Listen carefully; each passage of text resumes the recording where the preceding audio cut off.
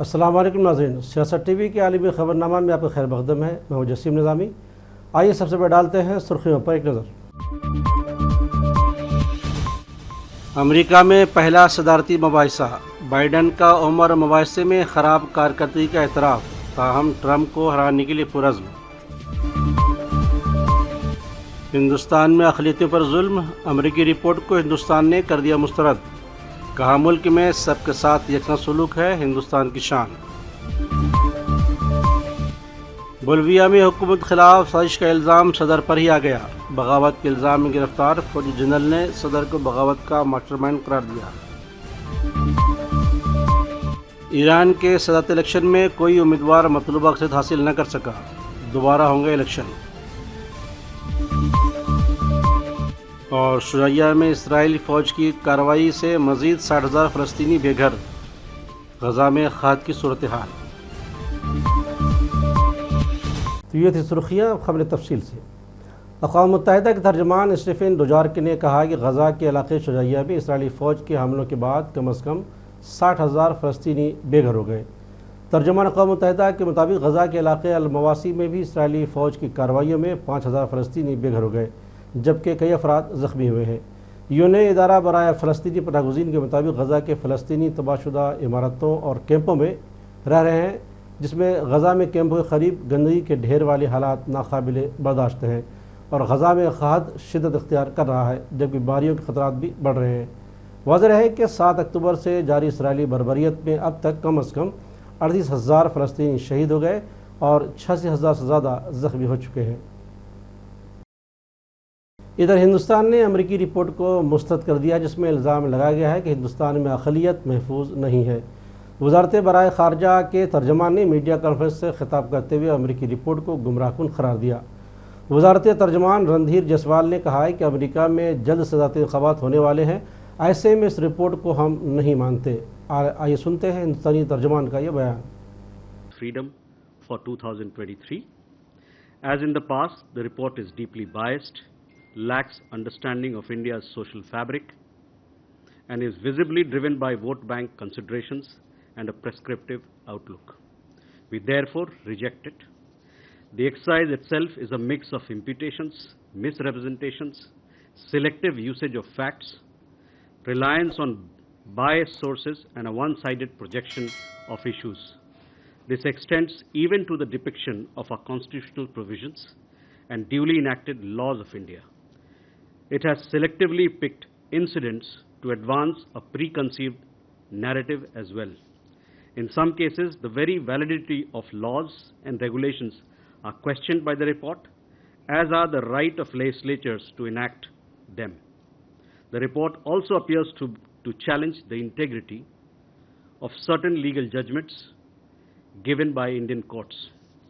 The report has also targeted regulations that monitor misuse of financial flows into India, suggesting that the burden of compliance is unreasonable. It seeks to question the need for such measures. On its own part, the United States has even more stringent laws and regulations and would surely not prescribe such solutions for itself. Human rights and respect for diversity have been and remain a legitimate subject of discussion between India and the United States. In 2023, India has officially taken up numerous cases in the US of hate crimes, racial attacks on Indian nationals and other minorities, vandalization and targeting of places of worship, violence and mistreatment by law enforcement authorities, as well as the according of political space to advocates of. ادھر افغانستان کی وزارت دفاع نے پاکستان کے وزیر دفاع خواجہ آصف کی جانب سے دیے گئے بیان کے جواب میں کہا ہے کہ حملے کی صورت میں اسلام آباد خود نتائج کا ذمہ دار ہوگا۔ Social media platform X پر جاری بیان میں افغان وزارت دفاع نے لکھا کہ پاکستان کی قیادت کے لیے ضروری ہے کہ وہ کسی کو بھی حساس معاملات پر حساس بیانات جاری کرنے کی اجازت نہ دے۔ کوئی بھی کسی بھی جواز کے تحت ہماری سرحد کی خلاف ورزی کرے گا تو وہ خود نتائج کا ذمہ دار ہوگا۔ بولیویا میں حکومت خلاف سازش کا الزام صدر پر ہی آ گیا، جہاں بغاوت کے الزام میں گرفتار فوجی جنرل نے صدر کو بغاوت کا ماسٹر مائنڈ قرار دے دیا۔ گرفتار جنرل نے کہا کہ صدر نے اپنی مقبولیت بڑھانے کے لیے بغاوت کرنے کا کہا تھا۔ بولیویا کے صدر نے اپنی حکومت خلاف بغاوت کے الزام کو جھوٹا قرار دیتے ہوئے کہا کہ جنرل نے خود یہ بغاوت کی تھی اور وہ اسے تسلیم بھی کر چکا ہے۔ بولیویا کی حکومت نے بغاوت کے الزام میں 17 افراد کو گرفتار کیا ہے، جن میں زیادہ تر فوجی ہیں۔ امریکہ میں ہونے والے پہلے صدارتی مباحثے میں جو بائیڈن نے اپنی حریف کا مقابلہ کرنے میں ناکام رہے، جبکہ ڈونلڈ ٹرمپ معیشت اور امیگریشن سمیت ہر موضوع پر جھوٹے اور گمراہ کن بیانات دیتے رہے۔ پیش ہے اس حوالے سے خاص رپورٹ۔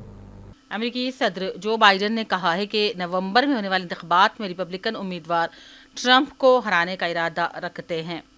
پہلے صدارتی مباحثے میں کمزور کارکردگی کے باوجود جو بائیڈن نے انتخابی دور سے باہر ہونے کا اشارہ نہیں دیا، جبکہ دوسری جانب ان کی اپنی جماعت میں بھی مایوسی پائی گئی ہے۔ مباحثے سے اگلے روز 81 سالہ صدر نے ریلی سے خطاب میں کہا، میں جوان آدمی نہیں جو صاف ظاہر ہے، میں آسانی سے چل نہیں سکتا، اس طرح آسانی سے بول نہیں سکتا، اسی طرح بحث میں نہیں کر سکتا جیسے کیا کرتا تھا، لیکن مجھے سچ بولنے آتا ہے، مجھے اپنے کام کرنا آتا ہے۔ جب آپ ناکام ہوتے ہیں تو واپس کھڑے بھی ہوتے ہیں۔ میں دوبارہ الیکشن میں حصہ نہ لیتا اگر میں دل و جان سے یقین نہ کرتا کہ میں بطور صدر اپنا کام کر سکتا ہوں۔ ریلی میں موجود ڈیموکریٹک ووٹرز جو بائیڈن کی حمایت میں مزید 4 سال کے نعرے لگتے رہے۔ جو بائیڈن کی کوشش ہے کہ عمر کے حوالے سے خدشات کو دور کیا جائے، حریف امیدوار ٹرمپ کو بے نقاب کیا جائے۔ واضح ہے کہ جمعہ کو ہونے والے پہلے صدارتی مباحثے میں جو بائیڈن اپنے حریف کا مقابلہ کرنے میں ناکام رہے، جبکہ ٹرمپ معیشت اور امیگریشن سمیت موضوع پر جھوٹے اور گمراہ کن بیانات دیتے رہے۔ مباحثے کے دوران بائیڈن کے جوابات واضح نہیں تھے اور وہ بوکھلاہٹ کا شکار نظر آ رہے تھے، جس کے بعد ووٹرز میں ان کی عمر اور فٹنس سے متعلق سوالات پیدا ہو گئے۔ شاید وہ مزید 4 سال کی مدت پوری کرنے کے قابل نہیں ہیں۔ جو بائیڈن کی کارکردگی کے بعد ڈیموکریٹ جماعت بھی یہ سوچنے پر مجبور ہو گئی ہے کہ ان کی جگہ کسی امیدوار کو نامزد کیا جائے۔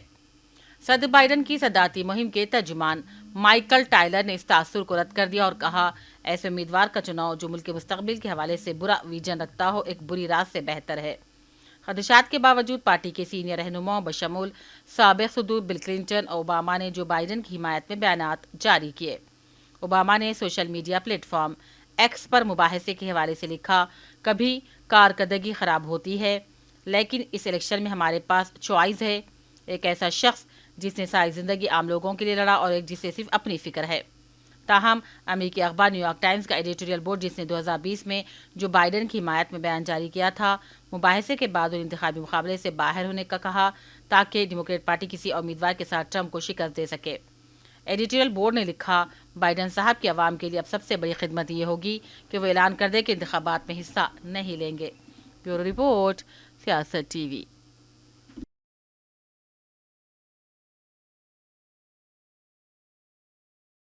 ادھر ایران کے صدارتی انتخابات میں کسی بھی امیدوار کو واضح اکثریت حاصل نہ ہونے پر انتخابات کا اگلا مرحلہ 5 جولائی کو ہوگا۔ وزارت داخلہ نے کہا ہے کہ 2,50,00,000 سے زیادہ ووٹ ڈالے گئے ہیں، تاہم کوئی بھی امیدوار 50% سے زائد ووٹ حاصل کرنے میں کامیاب نہیں ہوا۔ سپریم لیڈر خامنہ کے قریبی سمجھے جانے والے امیدوار سعید جلیلی نے 94 لاکھ ووٹ حاصل کیے ہیں، جبکہ واحد اصلاح پسند حریف مسعود پزشکیان کو 1 کروڑ ووٹوں کے ساتھ برتری حاصل ہے۔ متحدہ عرب امارات کے سیاحوں سے یورپ میں لوٹ مار کے واقعات کے بعد اماراتی حکومت نے اپنے شہریوں کو یورپی سفر میں محتاط رہنے کی ہدایت جاری کر دی۔ حکام کے مطابق اسپین، جارجیا، اٹلی، برطانیہ، فرانس اور آسٹریلیا میں اماراتی سیاحوں سے چوری کے واقعات پیش آئے ہیں۔ اماراتی وزارت خارجہ نے لوٹ مار کے واقعات کے بعد یورپ کا سفر کرنے والے اماراتی سیاحوں کو ہدایات جاری کی ہیں کہ وہ قیمتی زیور پہننے سے گریز کریں، اور اماراتی حکام نے کہا ہے کہ یورپ میں امارت کے سیاح سامان سے متعلق مکمل چوکس رہیں، سرکاری ڈاکیومنٹس خصوصاً پاسپورٹس رہائش گاہ میں محفوظ رکھیں اور سیاح معتبر ویب سائٹ سے ہوٹل اور گاڑی بک کرائیں۔ مالدیپ کے صدر محمد معیز پر کالا جادو کرنے کے الزام میں 2 وزراء میں افراد کو گرفتار کر لیا گیا ہے۔ گرفتار وزراء وزیر ماحولیات فاطمہ شمناز سلیم اور ان کے سابق شوہر ادرم رمیز بھی شامل ہیں۔ میڈیا رپورٹس میں بتایا گیا ہے کہ گرفتار ملزمان کو 7 دنوں کے ریمانڈ پر جیل بھیج دیا گیا ہے۔ فاطمہ شمناز سلیم کو وزارت ماحولیات کے عہدے سے بھی ہٹا دیا گیا۔ مالدیپ کی حکومت اور صدارتی دفتر نے بھی ابھی تک اس معاملے پر کوئی بیان جاری نہیں کیا ہے۔ ادھر نائجیریا کی ریاست کانو میں ایک ٹریلر نے نماز جمعہ ادا کرنے والے افراد کو کچل ڈالا۔ ابتدائی معلومات کے مطابق اس واقعے میں 14 افراد جان کی بازی ہار گئے۔ نائجیریا کے نیشنل روڈ سیفٹی کانو کے تعلقات عامہ کے افسر عبداللہ لابران نے کہا ہے کہ ریاست میں ہائی وے پر ٹریلر بے قابو ہو کر نماز جمعہ کے لیے جمع ہونے والے افراد پر چڑھ گیا۔ انہوں نے بتایا کہ اس حادثہ میں ابتدائی معلومات کے مطابق 14 افراد جان بحق اور بھاری تعداد میں لوگ زخمی ہو گئے ہیں۔ چین نے ایمرجنسی رد عمل کا ترمیمی قانون منظور کر لیا ہے۔ چینی قانون سازوں نے ہنگامی روک تھام اور رد عمل کی صلاحیتوں کو بڑھانے اور لوگوں کی جان و مال کی بہتر حفاظت کے لیے ایک نظر ثانی شدہ ایمرجنسی ریسپانس قانون کو اپنانے کے حق میں ووٹ دیا ہے۔ ترمیم شدہ قانون قومی مقننہ نیشنل پیپلز کانگریس کی اسٹینڈنگ کمیٹی کے اجلاس میں منظور کیا گیا۔ یہ 1 نومبر 2024 سے نافذ العمل ہوگا۔ اور آخر میں سرخیوں پر ایک اور نظر۔ امریکہ میں پہلا صدارتی مباحثہ، بائیڈن کا عمر مباحثے میں خراب کارکردگی کا اعتراف، تاہم ٹرمپ کو ہرانے کے لیے پرعزم۔ ہندوستان میں اقلیتوں پر ظلم، امریکی رپورٹ کو ہندوستان نے کر دیا مسترد، کہا ملک میں سب کے ساتھ یکساں سلوک ہے ہندوستان کی شان۔ بولیویا میں حکومت خلاف سازش کا الزام صدر پر ہی آ گیا، بغاوت کے الزام میں گرفتار فوجی جنرل نے صدر کو بغاوت کا ماسٹر مائنڈ قرار دیا۔ ایران کے صدارتی الیکشن میں کوئی امیدوار مطلوبہ اقلیت حاصل نہ کر سکا، دوبارہ ہوں گے الیکشن۔ اور شجاعیہ میں اسرائیلی فوج کی کارروائی سے مزید 60,000 فلسطینی بے گھر، غزہ میں قحط کی صورتحال۔ تو ناظرین، سیاست ٹی وی کے عالمی خبرنامہ میں آج بس اتنا ہی۔ مزید اپڈیٹس کے لیے آپ بنے رہیں سیاست ٹی وی کے ساتھ، اور مجھے اور سیاست ٹی وی کی پوری ٹیم کو دیجیے اجازت۔ اللہ حافظ۔